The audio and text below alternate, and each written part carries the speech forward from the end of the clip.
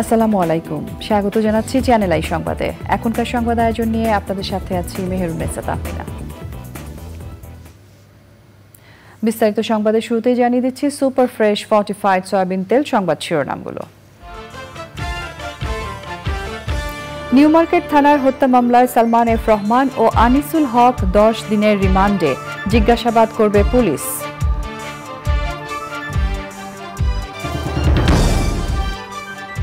আইনজীবীকে অপহরণের অভিযোগে শেখ হাসিনা সহ 25 জনের বিরুদ্ধে মামলা, মিরপুরে শিক্ষার্থী হত্যার এজাহার হত্যা মামলা হিসেবে গ্রহণের নির্দেশ। জুলাই হত্যাকাণ্ডে শেখ হাসিনা সহ জড়িতদের বিচার আন্তর্জাতিক অপরাধ ট্রাইব্যুনালে, এ মাসে প্রত্যাহার হচ্ছে ছাত্র আন্দোলনের সব মামলা। আওয়ামী লীগের যে কোনো নাশকতা রাজপথে থেকে মোকাবেলার ঘোষণা বিএনপির, সহায়তা করবে অন্তর্বর্তী সরকারকে।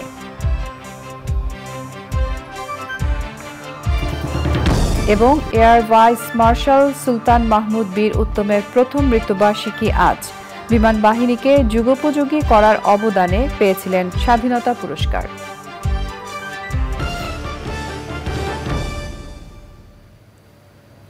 সংবাদ শিরোনামগুলো জানাচ্ছিলাম। এখনকার এই সংবাদ আয়োজন একই সঙ্গে চ্যানেল আই এর ইউটিউব চ্যানেলে এবং চ্যানেল আই এর ওটিটি প্ল্যাটফর্ম আই স্ক্রিনে লাইভ স্ট্রিম হচ্ছে।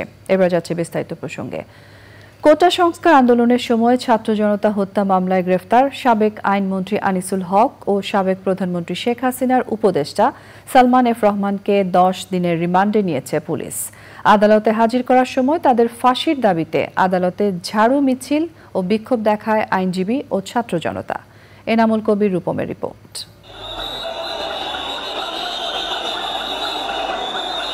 ছাত্রদের কোটা সংস্কার আন্দোলনের সময় রাজধানীর সায়েন্স ল্যাবরেটরি ও ঢাকা কলেজের সামনে ছাত্র ও এক হকারের মৃত্যুর ঘটনায় নিউ মার্কেট থানায় দায়ের করা মামলায় ঢাকার সিএমএম আদালতে হাজির করা হয় গণ অভ্যুত্থানে ক্ষমতাচ্যুত শেখ হাসিনা সরকারের বেসামরিক বিনিয়োগ বিষয়ক উপদেষ্টা সালমান এফ রহমান ও সাবেক আইনমন্ত্রী আনিসুল হককে। তাদের আদালতে হাজির করার সময় গাড়ি লক্ষ্য করে ডিম ছুঁড়ে এবং বিক্ষোভ দেখান আইনজীবীরা। তদন্তকারী কর্মকর্তা আদালতকে জানান, বিগত সরকারের সময় প্রভাবশালী এই দুইজন ওই হত্যাকাণ্ডের ইন্ধনদাতা বলে তথ্য প্রমাণ পাওয়া যাচ্ছে। আরও তথ্য প্রমাণের জন্যে তাদের রিমান্ডে নিয়ে জিজ্ঞাসাবাদ করা প্রয়োজন। 10 দিনের রিমান্ড চাইলে আদালত তা মঞ্জুর করেন। এই আসামিরা সেই নির্দেশদাতা, এই আসামিরা সেই নির্দেশের সহযোগিতা করেছে, এই আসামিরা হত্যার জন্য সহযোগিতা করেছে। আজকে যে মামলায় তাদেরকে আনা হয়েছে, এই মামলায় একজন কিশোরকে হত্যা করা হয়েছে। ওই কিশোরকে হত্যা করেছে তার পিতা বাদী হয়ে সুনির্দিষ্টভাবে এদের বিরুদ্ধে মামলা করেছে এবং ওই বাদী আদালতে উপস্থিত ছিল। সে বলেছে এদের নির্দেশে সহযোগিতায় যোগসাজশে আমার সন্তানকে হত্যা করা হয়। এই মামলাটাতে বিশেষ করে আইনের জন্য সর্বোচ্চ প্রয়োগটা হয় এবং স্পিডি ডিসপোজাল অফ কেস এটার জন্য এনশিওর করা হয়, কোনোভাবেই যেন এই মামলাতে কোনো ধরনের যেন বাধা বিপত্তি না আসে। পরে আদালতের প্রধান গেটে ঝাড়ু মিছিল করে ছাত্র জনতা। আদালত থেকে সেনাবাহিনী ও পুলিশের কড়া নিরাপত্তায় তাদের মিন্টু রোড ডিবি কার্যালয়ে নিয়ে যাওয়া হয়। নিরাপত্তার কারণে আগে থেকেই সিএমএম আদালত চত্বরে ছিল সেনা ও পুলিশের কড়া পাহারা। প্রকাশ্য দিবালোকে ঢাকার রাজপথে ছাত্র জনতার আন্দোলনে গুলি চালিয়ে হত্যাকাণ্ডের ঘটনায় আইনের আওতায় এলেন সাবেক আইনমন্ত্রী এবং সাবেক প্রধানমন্ত্রীর উপদেষ্টা। সন্দেহাতীতভাবে অভিযোগ প্রমাণিত হলে যাবজ্জীবন কারাদণ্ড থেকে মৃত্যুদণ্ড পর্যন্ত হতে পারে বিগত সরকার আমলের খুবই দাপুটে দুই মন্ত্রী। ঢাকার সিএমএম আদালত থেকে এনামুল কবির রূপম, চ্যানেল আই। তৈরি পোশাক খাতে রপ্তানি বাড়াতে অন্তর্বর্তী সরকারের প্রধান উপদেষ্টা নোবেল বিজয়ী অর্থনীতিবিদ ডক্টর মোহাম্মদ ইউনূসের ব্র্যান্ড ইমেজ কাজে লাগাবে বলে মনে করছেন বাংলাদেশ পোশাক প্রস্তুতকারক ও রপ্তানিকারক সমিতি বিজিএমইএ নেতারা। সংগঠনটি মনে করছে আগামী 3 বছরের মধ্যে তৈরি পোশাক খাত 100 বিলিয়নের শিল্পে পরিণত হবে। বিকেলে রাষ্ট্রীয় অতিথি ভবন যমুনায় অন্তর্বর্তী সরকারের প্রধান উপদেষ্টা ডক্টর মোহাম্মদ ইউনূসের সঙ্গে বৈঠক করে বাংলাদেশ পোশাক প্রস্তুতকারক ও রপ্তানিকারক সমিতি বিজিএমইএ পরিচালনা পর্ষদ। বৈঠক শেষে বিজিএমইএর পক্ষ থেকে এইসব তথ্য জানানো হয়। ডক্টর মোহাম্মদ ইউনূস অন্তর্বর্তী সরকারের উপদেষ্টা হওয়ায় বিদেশি যে ক্রেতা রয়েছে তাদের মধ্যেও ইতিবাচক মানসিকতা ও পরিবেশ সৃষ্টি হয়েছে বলে মনে করেন ব্যবসায়ীরা। দিনাজপুরে এক আইনজীবীকে অপহরণ করে নির্যাতনের অভিযোগে সাবেক প্রধানমন্ত্রী শেখ হাসিনা সহ ৫ জনের নামে মামলা হয়েছে। ঢাকার চিফ মেট্রোপলিটন ম্যাজিস্ট্রেট আদালতে মামলাটি করেছেন ভুক্তভোগী আইনজীবী সোহেল রানা। মামলায় সাবেক স্বরাষ্ট্রমন্ত্রী আসাদুজ্জামান খান, সাবেক আইনমন্ত্রী আনিসুল হক, পুলিশের সাবেক আইজি একেএম শহীদুল হক ও র্যাবের সাবেক মহাপরিচালক বেনজির আহমেদ এবং র্যাবের ২০ থেকে ২৫ জনকে আসামি করা হয়েছে। বাদী অভিযোগ করেছেন ২০১৫ সালের ফেব্রুয়ারি থেকে আগস্ট পর্যন্ত তাকে আটকে রাখা হয়েছিল। উত্তরা পশ্চিম থানার ওসিকে আবেদনটি এজাহার হিসেবে গ্রহণ করার নির্দেশ দিয়েছেন আদালত। ওদিকে মিরপুর ১০-এ শিক্ষার্থী রাজন হত্যার ঘটনায় সাবেক প্রধানমন্ত্রী শেখ হাসিনা সহ ২৪ জনের বিরুদ্ধে কাফরুল থানায় দায়ের করা এজাহারকে হত্যা মামলা হিসেবে গ্রহণ করতে নির্দেশ দিয়েছেন নিম্ন আদালত। ছাত্র জনতার গণ অভ্যুত্থানের সময় হত্যাকাণ্ডে জড়িতদের আন্তর্জাতিক অপরাধ ট্রাইব্যুনালে বিচার হবে। আইন উপদেষ্টা আরও জানিয়েছেন, বিচার বিভাগের কর্মকর্তা কর্মচারীদের আয়ের হিসাব দিতে হবে আগামী ১০ দিনের মধ্যে। আর বৃহস্পতিবারের মধ্যে তুলে নেওয়া হবে মাহমুদুর রহমান মান্না ও সাংবাদিক রোজিনা ইসলামের বিরুদ্ধে করা মামলা। বিস্তারিত জানাচ্ছেন রফিকুল বাশার। অন্তর্বর্তী সরকার শপথ নেওয়ার পর প্রথম আনুষ্ঠানিক সংবাদ সম্মেলন করলেন আইন উপদেষ্টা আসিফ নজরুল। সরকারের নেওয়া বিভিন্ন সিদ্ধান্তের কথা জানিয়ে তিনি বলেন, ১ জুলাই থেকে ৫ আগস্ট পর্যন্ত ছাত্র আন্দোলনের সব মামলা ৩১ আগস্টের মধ্যে প্রত্যাহার করা হবে। এই গণ আন্দোলনে অংশগ্রহণ করা মানুষের বিরুদ্ধে যে মিথ্যা ষড়যন্ত্রমূলক মামলা হয়েছিল সেগুলি ৩১ আগস্টের মধ্যে আমরা আশা করছি প্রত্যাহার করা হবে। বৃহস্পতিবারের মধ্যে আশা করছি ঢাকা শহরের মামলাগুলো প্রত্যাহার করা হবে। বিচারের আওতায় আনা হবে সদ্য সাবেক প্রধানমন্ত্রী শেখ হাসিনা সহ হত্যাকাণ্ডের অন্য নির্দেশদাতাদেরও। আর এই বিচার হবে আন্তর্জাতিক অপরাধ ট্রাইব্যুনালে। জুলাই গণহত্যা বলতে আমি অগাস্টের প্রথম 5 দিনের গণহত্যার কথা বোঝাচ্ছি। এটার জন্য দায়ী যে ব্যক্তিবর্গ আছেন উনাদের বিচারের জন্য আন্তর্জাতিক অপরাধ ট্রাইব্যুনালে উনাদের বিচারের জন্য আমরা ইতিমধ্যে একটা ছোটোখাটো গবেষণার মতো করে দেখেছি এই আইনের অধীনে এই হত্যাকাণ্ডের সাথে জড়িত ব্যক্তিরা এবং যারা আদেশ দিয়েছেন, বিভিন্নভাবে সহযোগিতা করেছেন, তাদের সকলকে বিচারের আওতায় আনা সম্ভব। ছাত্র আন্দোলনের সব মামলার তদন্ত হবে জাতিসংঘের তত্ত্বাবধানে। বিচারে সত্যিকারের স্বচ্ছতা, নিরপেক্ষতা নিশ্চিত করার জন্য আমরা জাতিসংঘের তত্ত্বাবধানে আমাদের ইনভেস্টিগেশন টিম থাকবে, তারা কাজ করবে জাতিসংঘের তত্ত্বাবধানে। সাংবাদিক দম্পতি সাগর রুনি হত্যাকাণ্ড সহ অন্যান্য মামলারও বিচার করা হবে। আপনারা রাজপথে থেকে আপনারা আমাদের উপর সারাক্ষণ চাপ রাখবেন। সাগর রুনি হত্যাকাণ্ডের বিচার না হলে জাতির কাছে আমরা সবাই দায়ী থাকব। রোজিনা ইসলাম ও মাহমুদুর রহমানের মামলা আগামীকালই প্রত্যাহারের ব্যবস্থা নেওয়া হবে। আইন উপদেষ্টা বলেন, দেশে রন্ধ্রে রন্ধ্রে বৈষম্য আছে। ধর্মের ভিত্তিতে, রাজনৈতিক ভিত্তিতে যত বৈষম্য হয়েছে তা আগে নিরসন করা হবে। Rafiqul Bashar, channel I, Dhaka. সাবেক প্রধানমন্ত্রী শেখ হাসিনা ভারতে বসে যে বক্তব্য দিচ্ছেন তা দুই দেশের সম্পর্কে প্রভাব ফেলতে পারে বলে মনে করেন পররাষ্ট্র উপদেষ্টা তৌহিদ Hossain.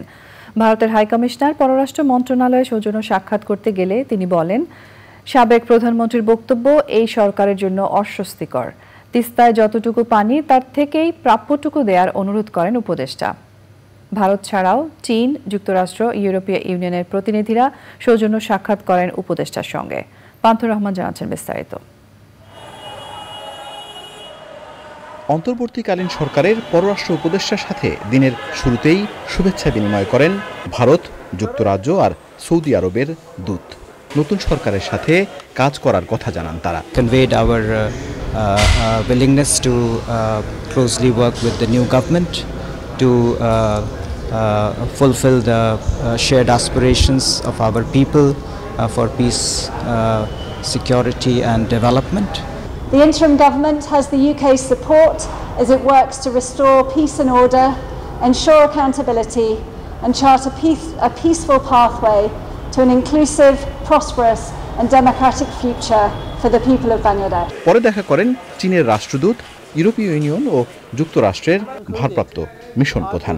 No matter how the international situation and the domestic situation of Bangladesh changes, China will always attach high importance to its relation with Bangladesh. China stands ready to work with Bangladesh. The EU will remain a friend and steadfast partner to Bangladesh. সকল দেশের প্রতিনিধিদের সাথে আলাপ শেষে আলোচ্য বিষয়গুলো গণমাধ্যমের সামনে তুলে ধরেন পররাষ্ট্র উপদেষ্টা। চীনের সাথে সম্পর্কের ক্ষেত্রে সরকার এখানে কে থাকলো না থাকলো কিছু আসে যায় না। চীনের সাথে বাংলাদেশের মানুষের সুসম্পর্ক আছে। ভারত থেকে সাবেক প্রধানমন্ত্রী শেখ হাসিনার বক্তব্য এবং দুই দেশের সম্পর্ক নিয়ে এই সরকারের অবস্থান জানান উপদেষ্টা। স্টেটমেন্ট প্রধানমন্ত্রীর কাছ থেকে এসেছে, যেটা আসলে এই সরকারের জন্য খুব সুবিধাজনক হচ্ছে না, স্বস্তিকর হচ্ছে না। এটাই আমরা চাই যে তিনি ভারতে বসে যেন এটা না করেন। সম্পর্ক উন্নয়নে সহায়ক হবে না এই জিনিসটা, এটা আমি তাকে বলেছি কারণ এটা সরকারের অবস্থান এটাই। আনফর্চুনেটলি ইন্ডিয়ান মিডিয়া এটাকে এক্সাজারেট করতেছে, একেবারে সরাসরি আমি কথা বলেছি, এক্সাজারেট করে এটা একটা খারাপ পরিবেশ সৃষ্টি করতেছে। এটা তাদের করা উচিত না। যে পানি কম আছে, খুবই কম আছে, ধরলাম আছে তো 100 কিউসেক পানিও যদি থাকে তাহলে 30 কিউসেক কি আপনারা আমাদেরকে দিতে পারেন? আমি এই শব্দটা ব্যবহার করেছি। ভারতের সঙ্গে সরকারের সাথে সরকারের নয়, বরং মানুষে মানুষের সম্পর্কের উন্নয়ন প্রয়োজন বলে হাইকমিশনারকে জানান উপদেষ্টা। Rahman, channel I, Dhaka. 15 August Awami League যে সহিংসতার পরিকল্পনা করছে, রাজপথে থেকে তা প্রতিহত করা হবে বলে মন্তব্য করেছেন বিএনপির মহাসচিব মির্জা ফখরুল ইসলাম আলমগীর। নীলফামারীতে কর্মী সভায় তিনি বলেন, জনগণকে সাথে নিয়ে বর্তমান সরকারকে সহায়তা করবে তার দল। এছাড়া বৈষম্য বিরোধী ছাত্র আন্দোলনে আহতদের আর্থিক সহযোগিতা করেছে বিএনপি। রাজধানীর মোহাম্মদপুরে বিএনপি কার্যালয়ের নামে দখল করা জায়গায় নির্মিত স্থাপনা ভেঙে দিয়েছেন নেতারা। আক্তার হোসেনের রিপোর্ট।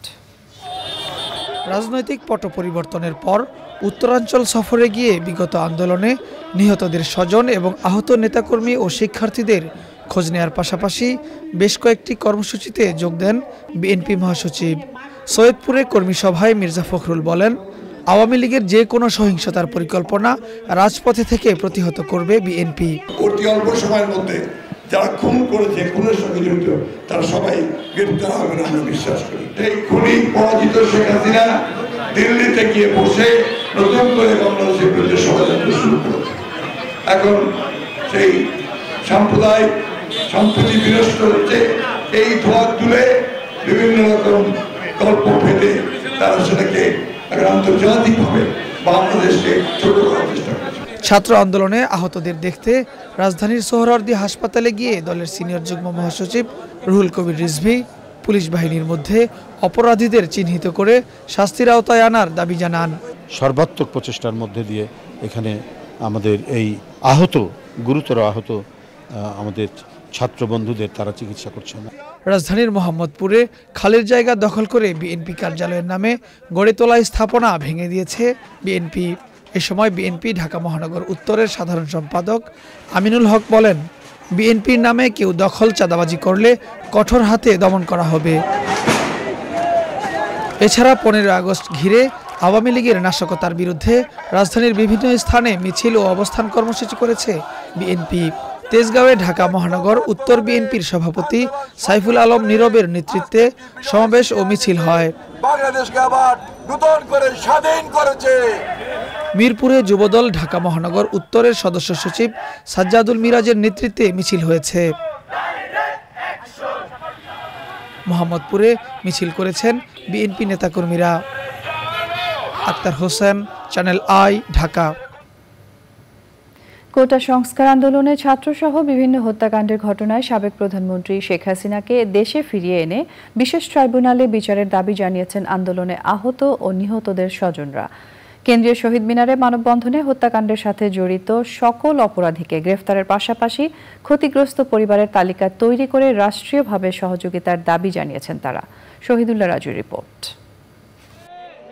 গত জুলাইয়ে শুরু হওয়া কোটা সংস্কার থেকে সরকার পতনের এক দফা আন্দোলনে নিহত হয় অনেক ছাত্র জনতা। রাজধানীর কেন্দ্রীয় শহীদ মিনারে কোটা সংস্কার আন্দোলনে প্রতিটি হত্যাকাণ্ড ও সহিংসতার ঘটনায় ন্যায় বিচার নিশ্চিতের দাবিতে মানববন্ধন করেন আহত ও নিহতদের স্বজনেরা। মানববন্ধনে অংশ নেয় 50টির বেশি ভুক্তভোগী পরিবার। ন্যায় বিচার নিশ্চিতে কার্যকর পদক্ষেপ দেখতে চান নিহতদের স্বজনরা। পুরো পরিবারের কর্মী ছিল সে আজকে এই দুনিয়ায় নেই। সবাই আমার এই শহীদ ভাইয়ের জন্য দোয়া করবেন। আর আমি চাই আমার ভাইয়ের রাষ্ট্রীয়ভাবে মর্যাদা দেওয়া হোক। আমার ছেলেরা যারা জীবন দিয়েছে, শুধু আমার ছেলে নয়, অনেকের ছেলে জীবন দিয়েছে, কেউ যেন বিফলে না যায়। আমি চাই আমি এখনের হত্যার বিচার হোক। মানববন্ধনে বৈষম্য রোধে রাষ্ট্রীয় কাঠামোর গুণগত পরিবর্তনের দাবি জানিয়েছেন বিশিষ্টজনেরা। এই ঘটনায় যারা শহীদ হয়েছেন, আত্মহুতি দিয়েছেন, তাদের অনেকের পোস্টমর্টেম হয়নি। আমরা এখনো পূর্ণাঙ্গ লিস্ট পাইনি। আমরা চেষ্টা করব সেই পূর্ণাঙ্গ লিস্ট তৈরি করতে। এই ছাত্র জনতা আন্দোলন করেছে বৈষম্যের বিরুদ্ধে। আপনারা কোনো বৈষম্য করবেন না, এটা আমার দৃঢ় বিশ্বাস। আপনারা এই যারা ত্যাগ করেছে, নিহত হয়েছে, শহীদ হয়েছে, আহত হয়েছে, তাদের প্রতি ন্যায় বিচার করবেন।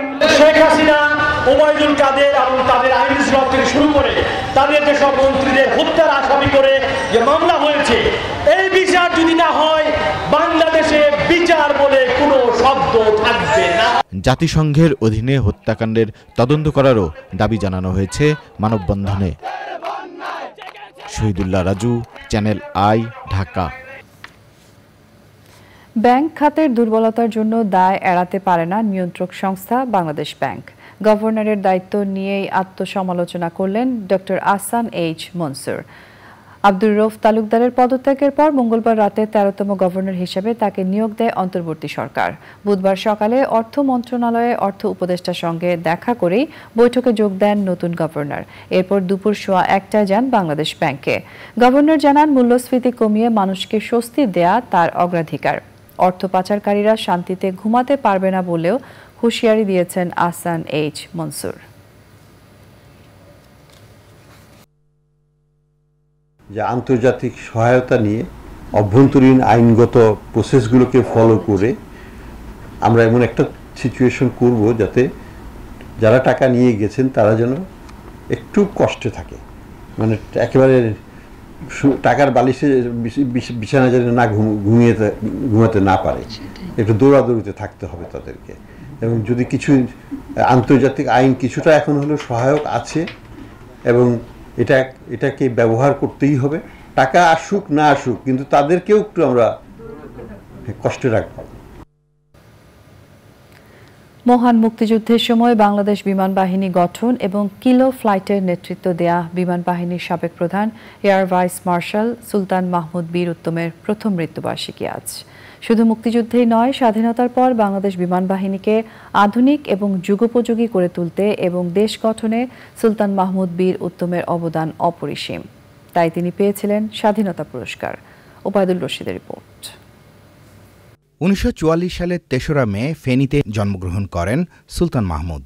1962 সালের 1 জুলাই পাকিস্তান বিমান বাহিনীর জিডি পাইলট হিসেবে কমিশন লাভ করেন। মহান মুক্তিযুদ্ধের সময় তিনি পালিয়ে মুক্তিযুদ্ধে অংশগ্রহণ করেন। মুক্তিযুদ্ধে অংশ নেয় সুলতান মাহমুদের পুরো পরিবার। শুরুতে 2 নম্বর সেক্টর এবং পরে 1 নম্বর সেক্টরে অপারেশন কমান্ডার হিসেবে গেরিলা বাহিনীকে সুসংগঠিত করেন। এরপর তিনি গেরিলা অপারেশন করে চট্টগ্রামের মদুনাঘাট পাওয়ার স্টেশন সফলভাবে ধ্বংস করেন এবং গুলিবিদ্ধ হয়ে আহত হন। আমি গণবাহিনীটা দেখাশোনা শুরু করলাম, গেরিলা ফোর্স অফ সেক্টর 1। আমি একটা অপারেশন ঠিক করলাম যে যাতে প্রাথমিকভাবে পাকিস্তানিদের একটা ধাক্কা দেওয়া যায়। প্রথম স্ট্রাইকে হিট দ্য ট্রান্সফর্মার, সবচেয়ে বড় যেটা কাছে ছিল।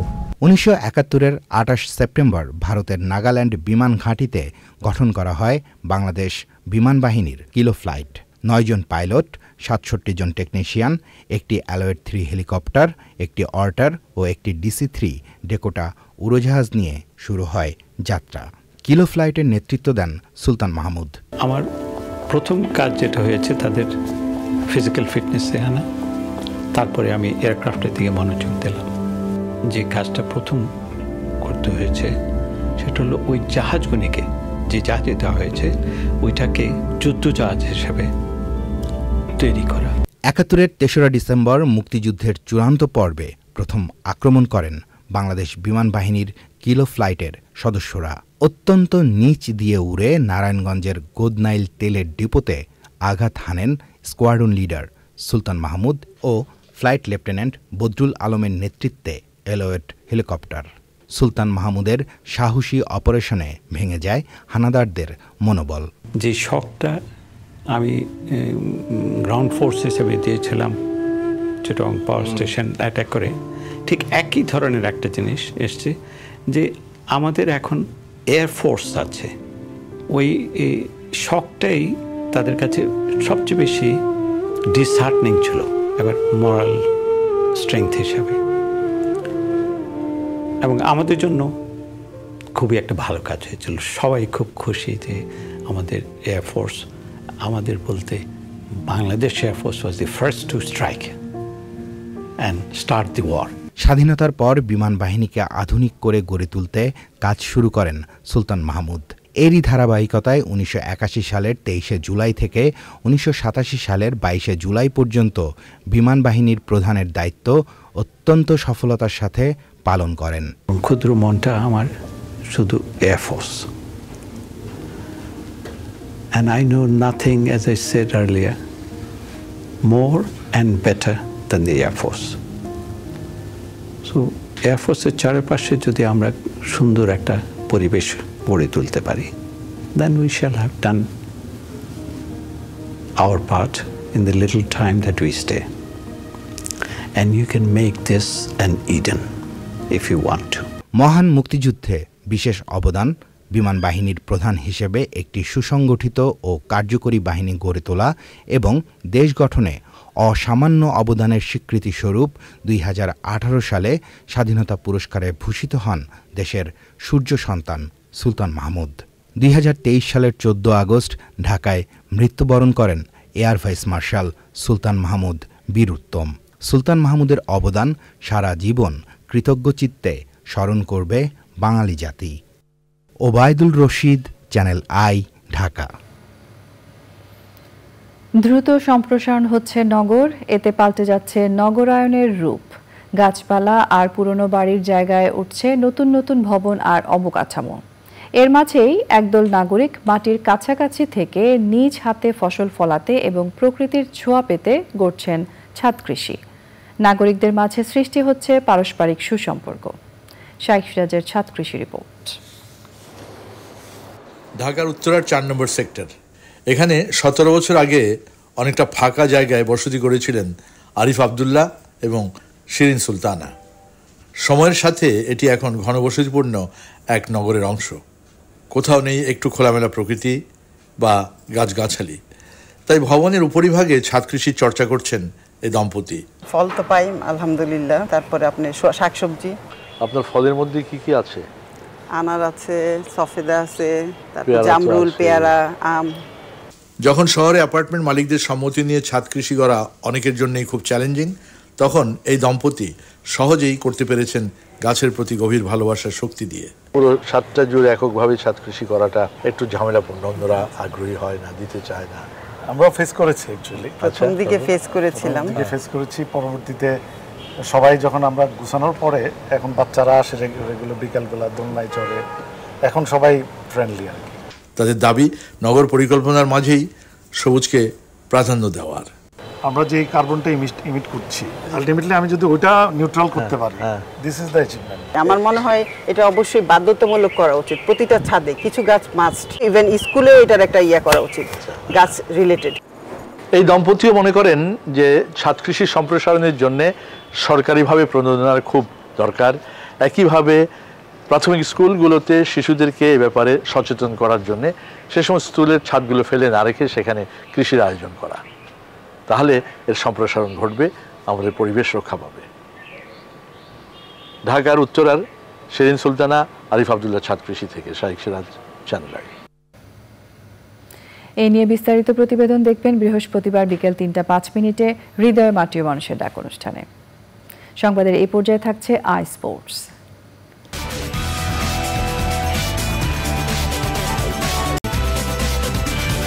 হবে না বলে আশ্বস্ত করেছেন সাবেক ফুটবলার ও বিএনপি নেতা আমিনুল হক। এক মানববন্ধনে বিভিন্ন ক্রীড়া ফেডারেশনে দুর্নীতিগ্রস্ত কর্তাদের অবিলম্বে পদত্যাগের দাবি জানিয়েছেন বৈষম্যের শিকার ক্রীড়া সংগঠক ও সাবেক ক্রীড়াবিদরা। এই সময় ক্রীড়াঙ্গনকে রাজনীতি ও দলীয়করণ মুক্ত করার দাবিও তোলেন বক্তারা। আদিল আহমেদ শানের রিপোর্ট। দেশ বিনির্মাণের চলমান প্রক্রিয়ায় দেশের ক্রীড়াঙ্গনকে স্বৈরাচার ও দুর্নীতিমুক্ত করার দাবিতে জাতীয় ক্রীড়া পরিষদ এনএসসিতে বিভিন্ন ফেডারেশনের ব্যানারে মানববন্ধন করেন বৈষম্যের শিকার সাবেক সংগঠক ও ক্রীড়াবিদরা। তবে এদের নেতৃত্বে ছিলেন বিএনপির নেতারাই। মঙ্গলবার ক্রিকেট বোর্ডের শীর্ষ কর্তাদের পদত্যাগের দাবি তোলা সাবেক ফুটবলার ও বিএনপি নেতা আমিনুল হক এবার অন্য সব ফেডারেশনের কমিটিতে থাকা কর্তাদের ৪৮ ঘন্টার মধ্যে গদি ছাড়ার দাবি তুলেছেন।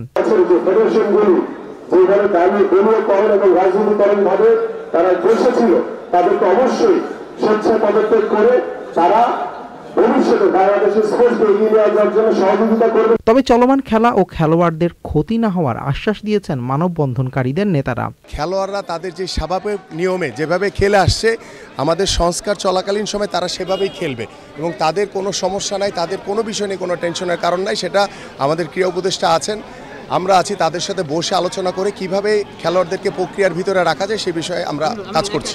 এ সময় বিভিন্ন ফেডারেশনের সংস্কারপন্থী সাবেক সংগঠক ও অ্যাথলেটরা জানিয়েছেন দুর্নীতিগ্রস্তদের সরিয়ে ক্রীড়াঙ্গনকে রাজনীতি মুক্ত করে খেলাধুলার পরিবেশ তৈরি করতে এই সরকারকে অনুরোধ করব সেই সমস্ত চোর ডাকাত যারা আছে বেরিয়া যারা আছে তাদের কমিটি অনতি বিলম্বে বিলুপ্ত করতে হবে। তাহলে এত ব্যর্থতার গ্লানি নিয়ে আবার সালাউদ্দিন সাহেব কিভাবে নির্বাচন করতে চায়? ওনারে সসম্মানে আমরা অনুরোধ করি, সম্মানে আপনি ফেডারেশন ছেড়ে চলে যান। যারা দীর্ঘদিন ধরে কাবাডিকে লালন করে আসছে সংগঠক, যারা খেলোয়াড় তৈরি করেছে, এই সমস্ত লোকদেরকে মূল্যায়ন করা হয় নাই। বঞ্চিত ও যোগ্য সংগঠকরা আবারও ফিরবেন ক্রীড়াঙ্গনে এবং তৃণমূল পর্যায় থেকে খেলাধুলার উন্নয়নে কাজ করবেন বলে প্রত্যাশা সংশ্লিষ্টদের। আদিল আহমেদ শান, চ্যানেল আই, ঢাকা। লাহোরে পা রাখার একদিন পরই পাকিস্তানের বিপক্ষে আসন্ন ২ টেস্ট সিরিজের জন্য প্রস্তুতি শুরু করেছে বাংলাদেশ ক্রিকেট দল। গাদ্দাফি স্টেডিয়ামে প্রস্তুতির প্রথম দিনই বাংলাদেশ দলের সাথে যোগ দিয়েছেন অলরাউন্ডার সাকিব আল হাসান। প্রথম দিন ফিটনেস ট্রেনিং ও ব্যাটিং বোলিং মিলিয়ে পুরো দস্তুর অনুশীলন করেছে টিম টাইগার্স। এ দলের হয়ে পাকিস্তান শাহিনসের বিপক্ষে খেলায় ব্যস্ত থাকায় অনুশীলনে ছিলেন না মুশফিক ও মুমিনুল। ২ পেসার তাসকিন, খালিদ পুরো অনুশীলনের সেশন জুড়েই ছিলেন। প্রথম দিন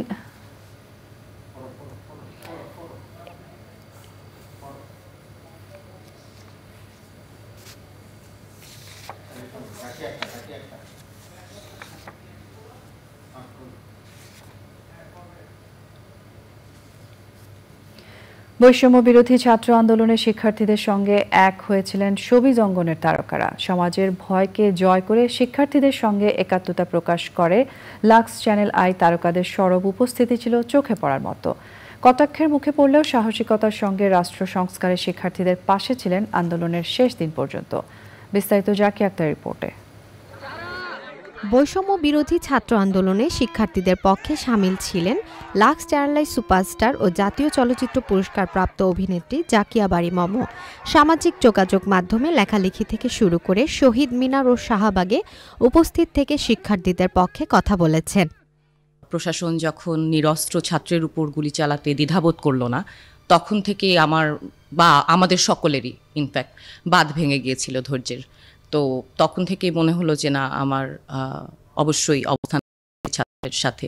ছোট পর্দার অভিনয় শিল্পীদের সংগঠন অভিনয় শিল্পী সংঘ ছাত্রদের আন্দোলনে নীরব অবস্থানে থাকায় সংঘ থেকে স্বেচ্ছায় অব্যাহতি নেন মম। এটি একটি অবশ্যই ছাত্রদের জন্য একটি বিশাল অ্যাচিভমেন্ট। সরকার ব্যবস্থা পাল্টেছে, একটা অন্তর্বর্তীকালীন সরকার এসেছে যেখান থেকে আসলে বাংলাদেশের যে ধরনের দুর্নীতি হয়েছে এতদিন, যে ধরনের দলীয়করণ করা হয়েছে সব ক্ষেত্রে, সেই জায়গাগুলোতে যদি কাজ করে এই সর্বস্তরের দুর্নীতি থেকে বাংলাদেশকে সরানো বা মুক্ত করা সম্ভব হয়, তখনই হয়তো বা আমরা একটা নতুন বাংলাদেশ, যেটা ছাত্ররা যে ত্যাগটা করেছে তার বিনিময়ে আমরা যা পেয়েছি, সেটা তখন হয়তো অ্যাচিভ করতে পারবো। শুধু মম নয়, লাক্স সুপারস্টার প্রতিযোগিতার মুকুটজয়ী অভিনেত্রী মেহজাবিন চৌধুরীও সামাজিক যোগাযোগ মাধ্যমে বৈষম্য বিরোধী ছাত্র আন্দোলনের পক্ষে সমর্থন জুগিয়েছিলেন। বিদ্যা সিনহা মিম আওয়ামী লীগ সরকারের পতনের পর ফেসবুকে লিখেন, ছাত্র আন্দোলনের শহীদদের প্রতি স্যালুট, নতুন বাংলাদেশ তোমাদের ভুলবে না। লাক্স তারকা মৌসুমী হামিদও বিভিন্ন সময় ফেসবুকে পোস্ট করে প্রতিবাদ জানিয়েছেন। রাস্তায় নেমে আন্দোলনে থাকতে না পারলেও ফেসবুকে সরব ছিলেন লাক্স তারকা প্রসূন আজাদ। রাজধানীর ট্রাফিক নিয়ন্ত্রণে কাজ করেছেন চ্যানেল আই খুদে গান্ডাজের শিল্পীরা। Zakia Akter, channel I, Dhaka. অতি প্রয়োজনীয় সংস্কার শেষ করে দ্রুততম সময়ে গণতান্ত্রিক সরকার ব্যবস্থা ফেরত চান ব্যবসায়ীরা। বর্তমান পরিস্থিতিতে করণীয় নিয়ে এক সম্মেলনে শীর্ষস্থানীয় ব্যবসায়ী নেতারা বলেন, গণতন্ত্র না থাকলে রাজনীতি এবং অর্থনীতি কোনোটাই টেকসই হয় না। চর দখলের মতো ব্যবসায়ী সংগঠনগুলো কেউ দখল শুরু না করে সে বিষয়েও সবাইকে সজাগ থাকতে বলেন তারা, না হলে বিপ্লবের ফসল বেহাত হতে পারে বলে শঙ্কা তাদের। রিজভিনাজের রিপোর্ট। রাজধানীর সোনারগাঁও হোটেলে ব্যবসায়ীদের সম্মেলন। বহু বছর পর এক মঞ্চে এফবিসিসিআইয়ের সাবেক সভাপতি মাহবুবুর রহমান এবং আব্দুল আওয়াল মিন্টু। ছাত্র জনতার বিজয় যেন নস্যাৎ না হয় সেই আকুতি ছিল সবার কথায়। আমাদের ছেলে মেয়েরা তারা নিয়েছে, তাদের জন্য আমরা কি রেখে যাচ্ছি এই সমাজ তারা দেখতে চায় নাই। আজকে আমাদের ছেলেমেয়েরা বিদেশে থাকে, আসতে চায় না দেশে। এই মিসম্যানেজমেন্ট, এই দলীয়করণ, আমরা যারা বিদেশের সাথে কাজ রপ্তানি করি সেসব দেশ খুব আতঙ্কিত। যারা এই একটি দুঃসাহসিক অভিযানের নেতৃত্ব দিলেন, সেই নেতৃত্ব দানকারী সেই ছাত্র তরুণ 13 জন, আবু সাইদ এবং মুগ্ধ, তাদের নাম তো আমরা অনেক দিন ধরে শুনি নাই, কিন্তু এমন অসম্ভবকে তারা সম্ভব করলেন যা আমরা এতদিন পারি নাই। এনবিআর, পুলিশ সহ বিভিন্ন সরকারি সংস্থার বিরুদ্ধে নিপীড়নের অভিযোগ করেন অনেকে। অনেক হাস্যকর নাম আমি বিভিন্ন সংগঠনে শুনেছি, এগুলাকেই বলে দলীয়করণ। এগুলো রাজনীতিবিদ করেনি, এগুলো আমরা করেছি। ট্যাক্সের গভর্নমেন্টের বেতনভুক্ত কর্মচারী, সে তার কাজ করবে, তাকে আমি ইনসেন্টিভ কেন দিব? আপনার ফ্যাক্টরি পড়া গেছে, পুলিশ সার্টিফিকেট নিতে 1.5 থেকে 2 কোটি টাকা নেওয়া হয়েছে। এই হারুন গত 12 বছর ব্যবসায়ীদের উপরে কন্টিনিউয়াসলি অনেকেই বলেছেন, ট্যাক্স যখনই কোনো কথা বলা হয় তখনই কিন্তু আমাদের ট্যাক্স ফাইলগুলি ওপেন করা হয়। রাষ্ট্র সংস্কারে অন্তর্বর্তীকালীন সরকারের প্রতি সমর্থন অব্যাহত রাখার আহ্বান জানান নেতারা। অবাধ ও সুষ্ঠু গ্রহণযোগ্য নির্বাচনের মাধ্যমে দেশে একটা গণতান্ত্রিক সরকার প্রতিষ্ঠা করা এবং যেই সরকার জনগণের নিকট জবাবদিহি থাকতে হবে। জবাবদিহিতা নাই এমন কোনো সরকার কোনো দেশে কোনো দিন কোনো কালে সে সমাজের উন্নয়ন করতে পারে না। এইসব ট্রেড বডিগুলো সামনে এগিয়ে নিয়েছে। ভুলভ্রান্তি আমাদের পথে ছিল, এর মাঝেও হয়েছে, দলীয়করণ হয়েছে, কিন্তু এটা কোনো সময় একেবারে সম্পূর্ণ স্ট্রেট লাইনে ছিল এই কথা আমরা কখনো দাবি করতে পারবো না। রাজনৈতিক লেজুর বৃত্তি থেকে বেরিয়ে আসার আহ্বান জানান ব্যবসায়ী নেতারা। রিজভিন আওয়াজ, চ্যানেল আই, ঢাকা। সংবাদের এই পর্যায়ে আমরা নিচ্ছি একটা বিরতি এবং বিরতির পর যা থাকছে।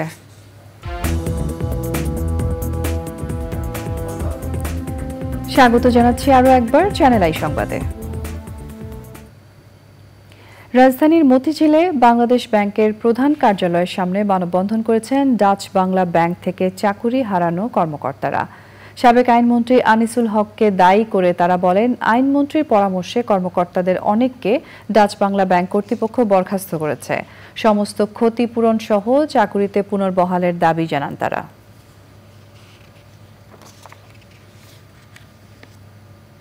এবারে রয়েছে নিটোল টাটা আন্তর্জাতিক সংবাদ।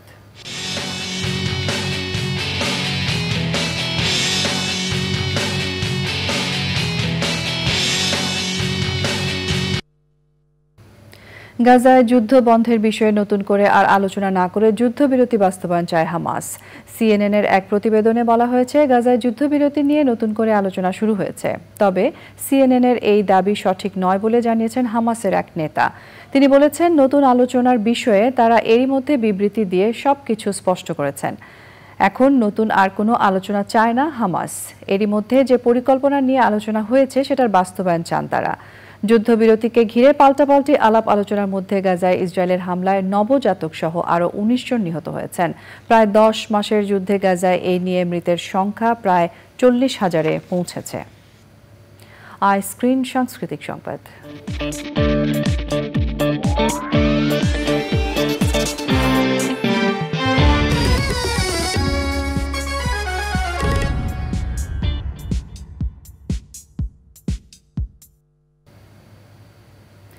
ভাটি অঞ্চলের কৃষিজীবী মানুষের জীবন সংগ্রামের গল্প নিয়ে নির্মিত সিনেমা কুড়া পক্ষীর শূন্যে উড়া বিনোদনের সবচেয়ে বড় ওটিটি প্ল্যাটফর্ম আইস্ক্রিনে প্রদর্শিত হচ্ছে। মোহাম্মদ কাইয়ুমের রচনা ও পরিচালনায় সিনেমাটি হাওড় অঞ্চলের মানুষের গল্প তুলে ধরা হয়েছে। কুড়া পক্ষীর শূন্যে উড়া সিনেমায় জয়িতা মহালানবিশ, উজ্জ্বল কবির হিমু, সুমি ইসলাম, মাহমুদ আলম ও আবুল কালাম আজাদ অভিনয় করেছেন। আইস্ক্রিনের প্রিমিয়াম কন্টেন্টে এই সিনেমাটি উপভোগ করতে পারবেন দর্শক। এবছর কুড়া পক্ষী শূন্যে উড়া ৩টি ক্যাটাগরিতে জাতীয় চলচ্চিত্র পুরস্কার পেয়েছে।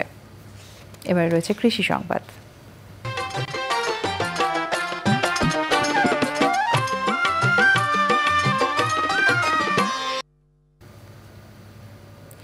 দীর্ঘ খরা কাটিয়ে কয়েকদিনের বৃষ্টিতে জমিতে পানি জমায় গাইবান্ধা জেলা জুড়ে আমন চাষে নেমেছেন কৃষক। স্থানীয় হাটবাজারে বেড়েছে আমনের চারা বিক্রি। বৃষ্টি নির্ভর আমন আবাদে লাভবান হওয়ার আশা করছেন চাষিরা। প্রকৃতি সংবাদ।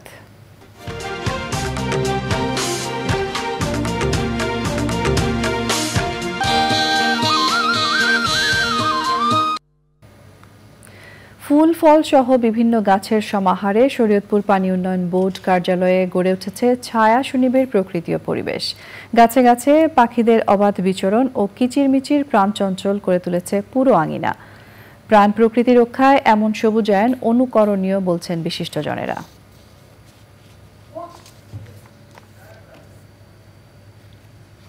সংবাদের এ পর্যায়ে নিয়ে নিচ্ছি আরও একটা বিরতি, এবং বিরতির পর আরও যা থাকছে।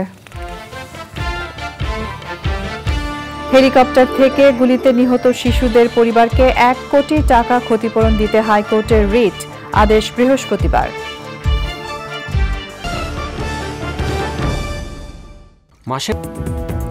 স্বাগত জানাচ্ছি আরও একবার চ্যানেল আই সংবাদে। গণহত্যাকারী ও স্বৈরশাসককে টিকিয়ে রাখার ক্ষেত্রে দায়ীদের বিরুদ্ধে ব্যবস্থা নেওয়ার নির্দেশনা চেয়ে করা রিটের উপর বৃহস্পতিবার আদেশ দিবেন হাইকোর্ট। বিচারপতি শেখ হাসান আরিফের নেতৃত্বাধীন বেঞ্চ ওই দিন ঠিক করেন। শুনানিতে রিট আবেদনকারী আইনজীবী তানভীর আহমেদ বলেন, সাবেক আইজিপি বেনজির আহমেদ সহ অনেকেই পালিয়ে যাচ্ছেন। তাহলে কিভাবে বিচার হবে এমন প্রশ্ন তোলেন তিনি। এ বিষয়ে সরকার কি করছে তা জানাতে বলেন আদালত। রিটে বিগত সরকারের সময় যারা সাংবিধানিক পদ, সংসদ সদস্য, স্বায়ত্তশাসিত সংস্থার প্রধান, আর্থিক প্রতিষ্ঠানের পরিচালক ছিলেন, তাদের বিদেশ গমনের ক্ষেত্রে স্বরাষ্ট্র মন্ত্রণালয়ের অনুমতির নির্দেশনাও চাওয়া হয়েছে বলে জানান রিটকারী আইনজীবী। চট্টগ্রামে বৈষম্য বিরোধী ছাত্র আন্দোলনের উদ্যোগে জাতীয় বীরদের শহীদ হওয়ার স্থান অভিমুখে রোড মার্চ সহ সপ্তাহব্যাপী রেজিস্ট্যান্স উইক কর্মসূচির দ্বিতীয় দিনে ৪ দফা দাবিতে সমাবেশ ও পদযাত্রা হয়েছে। বিকেলে নগরীর ১৬ শহর স্টেশনে কর্মসূচিতে অংশ নেন শিক্ষার্থীরা। এই সময় বক্তৃতা করেন বৈষম্য বিরোধী ছাত্র আন্দোলনের চট্টগ্রামের সমন্বয়ক খান তালাত মাহমুদ রাফি, রাসেল মাহমুদ সহ অন্যরা। বক্তব্যে তারা ফ্যাসিবাদী কাঠামোকে ব্যবহার করে হাসিনা সরকার যে হত্যাযজ্ঞ চালিয়েছে সেগুলো দ্রুত বিচার নিশ্চিত করতে বিশেষ ট্রাইব্যুনাল গঠন, সংখ্যালঘুদের উপর হামলার মাধ্যমে গণ অভ্যুত্থানকে বিতর্কিত করার প্রচেষ্টাকারীদের বিচারের আওতায় আনার দাবি জানান। পরে ১৬ শহর স্টেশন থেকে ছাত্রদের রোড মার্চ মুরাদপুর বহদ্দরহাটের, যেখানে ওয়াসিম সহ অনেকে শহীদ হয়েছেন, সেখানে অবস্থান নেয়। সংবাদে এরই সঙ্গে আমরা নিয়ে নিচ্ছি আরও একটা বিরতি, এবং বিরতির পর খেলার খবরে যা থাকছে চ্যানেল আই সংবাদে। এবারে রয়েছে খেলার খবর।